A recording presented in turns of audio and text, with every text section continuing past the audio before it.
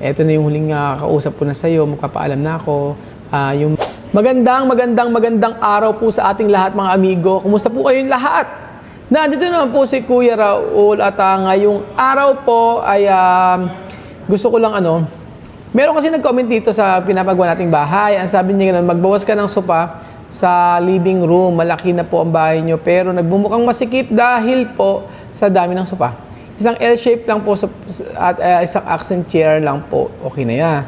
Pati po yung sulok ng sopa, palitan nyo lang ng console table.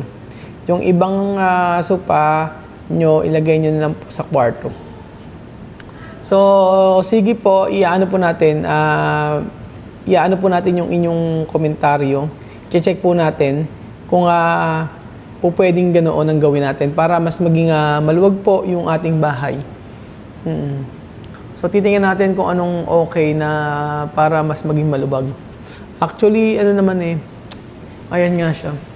Ako naluluwagan naman ako dito. Okay naman sa akin. Kaya lang, baka mas maganda yung niya, yung kanyang suggestion regarding dito sa ating, sabi isang L-shape lang daw, tapos okay na, kasi nagmumukha daw maliit. Yun ang sabi. So, wala pa rin yung salamin.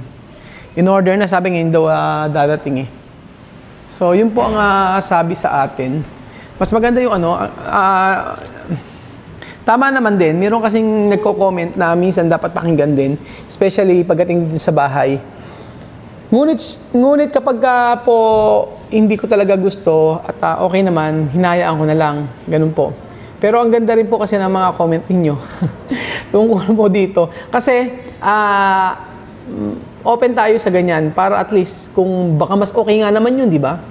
Siyempre, kayo, iba-ibang taste natin, baka mamaya yung taste nyo ay taste ko rin. Diba? Kagaya po ng isang nag-check-in dito sa resort, isang subscriber natin, sabi niya, ay kagaya mo yung asawa ko sa taste, gusto niya ganyang kulay yung bahay, gusto niya ganun. Sabi niya. So, syempre, ako, excited po ako. Actually, yung mga comment natin sa may, dito sa may bahay, binabasa ko po yun isa-isa. Bakit po? Ay, dito po ako kumukuha ng information sa inyo kung paano po mapapaganda pa po yung bahay natin. So, although okay naman na siya, kaya lang, siguro mas makinig tayo. Minsan makinig din tayo sa inyong, sa mga nagko-comment sa atin. Ganun po.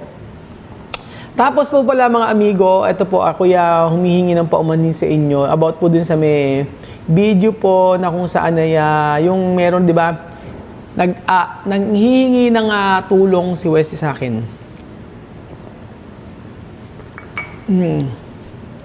Medyo matagal naman na yun kasi lagi niya ako nire-remind na padala naman siya kasi birthday niya, ganun.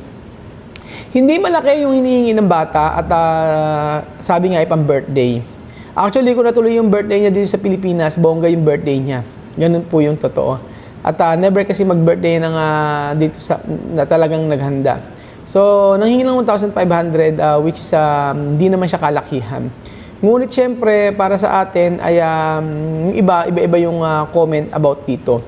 Tulad po nito, meron nga sa akin, nag-message siya, sabi niya, Kuya, bigay mo na yung, ako na magbibigay ng pera, akin ay Gcash mo.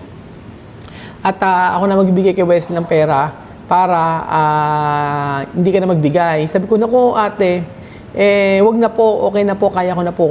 Magkano lang naman, sabi ko sa kanya, 1,500. Di yun, ay naku, di pa na itatransfer pala kay Kuya. Tapos,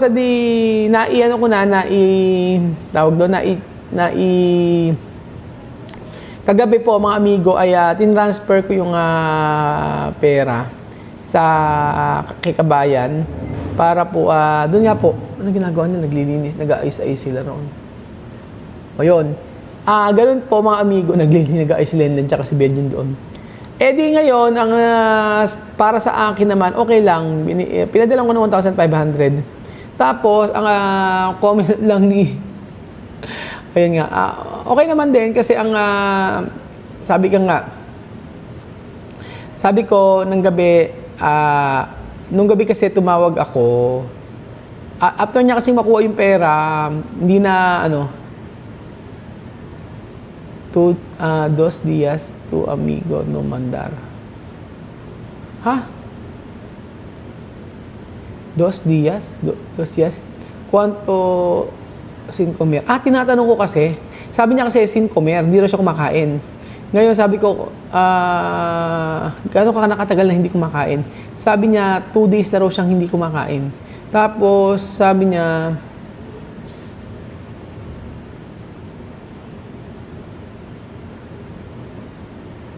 kasi oo.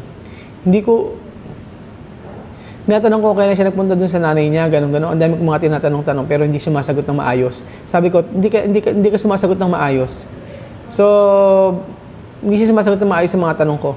Hanggang sa, sige, Erika, kung pinadala ko na yung pera, and then, tatanggap niya na yung pera. Hindi ko pala sinabing pinadala ko na yung pera. Hindi ko pala sinabi. Ang sabi ko dito ay, inaantay ko kung magsasabi siya na natanggap na yung pera. Kasi parang GCash po yan na may magme-message ganyan para kung natanggap na or hindi. Parang di ba pagka sa GCash ganun, yung i-remind ka kung natanggap na yung pera. Ngayon, hindi siya nag-message sa akin at umabot ng 1 araw. So, yesterday, the last time, nung gabi kasi late na to, sabi niya, sabi ko, tawag ka, sabi ko sa kanya.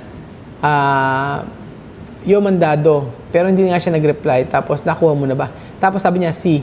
Sabi ko, tukuhido, nakuha mo ba? Sabi niya, yes. Yo mandado? Yes. Tapos, yun lang. Yun lang ang sabi niya. Tapos sabi ko, okay. Tapos sabi niya, okay, yun lang. Sabi ko, ha. Gracias. Inaantay ko mag-thank you. Kahit sabihin natin maliit na bagay lang yun, inaantay ko mag-thank you pero hindi siya nag-thank you. Kung sinabi ko lang, ha, gracias. Nagsabi kong ganun para sabihin niya na nag-thank you man lang. Yun. Kaya sabi ko, last na yun talagang pagkapadala ko, birthday lang niya. Pero after nito, wala na talaga. Sabi ko nga po mga amigo ay pagdating sa malambot kasi ako pagdating sa ganyan yung pagka nanghingi sa akin ng pera.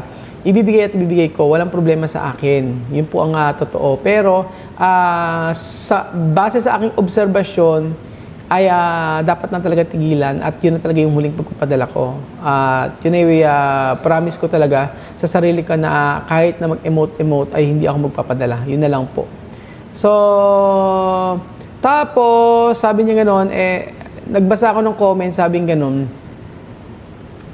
Ang maraming iba't ibang klaseng comment dito tulad na gano'n, huwag kang maniwala, sabi ni Dodge Mori Aguilar, huwag kang maniwala kay Kuya Roel sa patibong ni Wesley, may patibong, oo. Huwag daw ako maniwala sa patibong ni Wesley, sabi gano'n. Chuchen, anak bumaba ka dyan, baka mahulog ka dyan. Chuchen, sige na baba ka. Ayun, wag mong konsintihin, may tiyuhin siya na pwedeng tumulong. Paano nga tutulong si Obyak? Napakababa ng sahod. Oo, pero sabi nga ganun, nagpaawa effect yan, sabi nga ganun. Naniniwala ka naman sa drama ni Wesley, sabi nga ganun. Nautukan na naman ni Wesley, amigo, bahala ka dyan, sabi nga ganun. Magtrabaho siya, di mo siya responsibilidad, hayaan mo, sabi nga ganun. Drama na lang yan, huwag kang magpadala. Pag binigyan mo yan, naaawa ka, ulit ang drama yan, sabi ganun. Birthday lang kung hindi wala tiis siya magbanat ng buto. Birthday lang, no way, maging aral sa iyo ang yan sa buhay. Promise nga po mga amigo, talagang hindi ako kapadala ng pera, yun na yun. At sabi niya, dyan ka kumikita pag pinipigilan lalo ng gigigil. Ano yan? Kaya di ka nakikinig. Ano daw? Si Loli? Ano to? Sana Ruel last na yan. Yes po, last naman na yon yung pagbigay ko sa kanya. And then, inaintay ko lang siya mag-message sa akin at magpapaalam na rin ako kaya Wesley. Hindi lang ma-tsempuan kasi the last time, sabi niya wala raw siyang saldo, wala siyang load pag tinatawagan ko. So, magpapaalam na ako sa kanya at sasabihin ko, na ito na yung huling message ko sa iyo, sabi ko, Wesley, sabihin ko, huling message ko ito na yung huling kausap ko na sa iyo, magpapaalam na ako, yung manay mo ang may responsibilidad sa iyo, nakakalungkot man, ganyan. Ako bahala pagpapaalam ko kay Wesley. Opo, pagpapaalam ko na bahala na po sila. Mas maganda kasi magpaalam. Mahirap po yung deadline ko yung mga message para maunawaan niya. Kailangan kong i-explain kay Wesley isa-isa kung bakit na ako kailangang mawala sa kanilang buhay. At aantayin ko na pagka nag-message sa akin, di pa kasi siya naka-online, i-explain ko sa kanya lahat-lahat para maunawaan niya na sa para at least yung malaman niya yung saloobin ko. Hindi lang tayo yung sasabihin na pera-pera, ganyan, dahil sa hingi ng pera, kinakausap tayo. Kasi yung sa halagang 1,500, I realize na gaano kalaki ang difference ng mga anak ni Chamame compare kay Wesley. Doon ko napatunayan. Kasi depende yan sa magulang kasi na nakalakihan. Di ko pwedeng sisihin si Wesley, mabait na bata rin naman. Pero syempre, hindi ko siya pwedeng sisihin dahil meron siyang ibang kinalakihan niya. Kaya po yun mga amigo, kung yung pamamaalam ko kay Wesley, sasabihin ko talaga lahat sa kanya. Kasi nakita ko kasi yung mga anak ni Chamame, especially si Misma, si Amir, grabe sila mag-thank you sa akin sa lahat ng mga binigay ko, kahit maliit o malaki yung binigay. Kaya po yun mga amigo, sabi ko po, nung natanggap niyang pera, hindi siya nag-message sa akin, at alam ko naman natanggap niya na, alam ko na pagka natanggap ni pera, wala man lang message sa akin, which is hindi ko man talaga inaasahan kasi sanay na ako. Ilang beses ko nang napatunayan na pagka binigyan mo yung pagpapasalamat, never kong naririnig unless ang sasabihin ko, thank you. Sabihin ko, gracias ganun.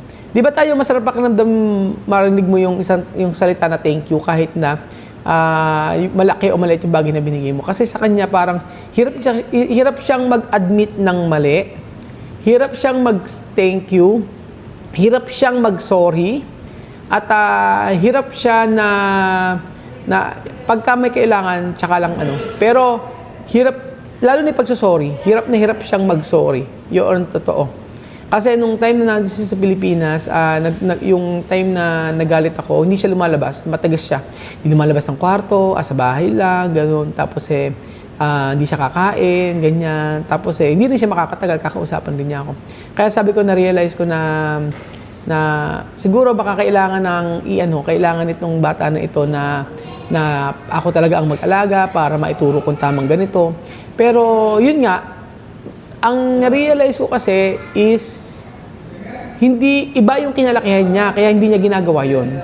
Pero the more natuturuan mo siya, kaya nga sabi ko, di ba, sabi ko nga po sa inyo na pagka nandito siya at umabalik si Joanna, ako mag-guide.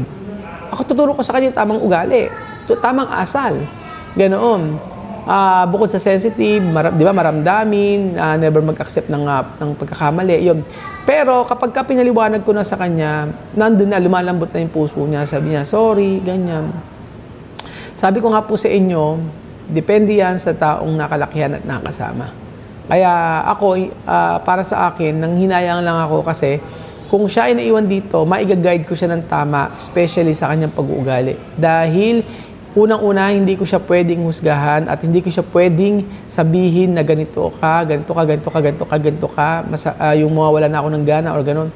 Hindi kailangan po mga amigo na i-guide i-guide siya talaga na kung sa tamang ugali, kung ano ang dapat gawin. Kasi ang nakita ko kasi, yung pagkapalaki ni Chamame, especially sa mga anak niya, is maganda. Dahil tinuturo niya yung pagpapasalamat, tinuturo niya kung paano magkaroon ng utang na loob, at yung pagpapasalamat lagi. Yun lang yung tinuturo niya. So ayan po mga amigo, antayin niyo po mga amigo yung pagpapaalam kay Wesley. At antayin ko lang po siya mag-online. So at i-explain ko sa kanya lahat-lahat para maunawaan niya kung bakit talagang kailangan na namin mag-separate kasama ang kanyang pamilya. So, yun po mga amigo, maraming salamat po. Magandang hapon po muli sa ating lahat.